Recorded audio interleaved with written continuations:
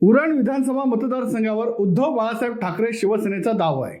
येथे शिवसेनेचे जिल्हाप्रमुख मनोहर शेठ भोईर 2014ला आमदार म्हणून निवडून आले होते।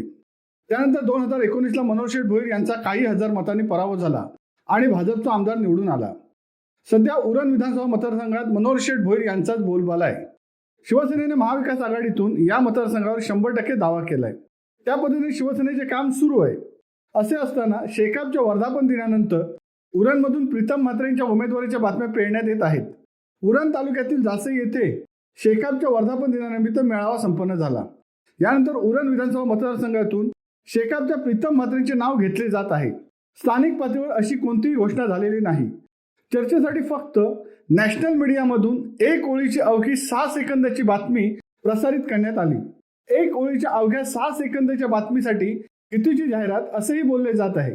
नॅशनल मीडिया जाहिरातीचे पॅकेज घेऊन स्थानिक पुढाऱ्यांना बातमीमध्ये फक्त एक ओळीचे महत्त्व देत असेल तर आपला लोकल मीडिया काय वाईट, तो तर पानभर आणि अनेक मिनिटे प्रसिद्धी देतो। शिवसत्ता टाइम्स न्यूज ब्युरो उरण। दे धडक बेधडक वृत्त देणाऱ्या आपल्या शिवसत्ता टाइम्स न्यूज चॅनलला लाल बटन दाबून सबस्क्राईब करा आणि बेल आयकॉनला क्लिक करायला विसरू नका।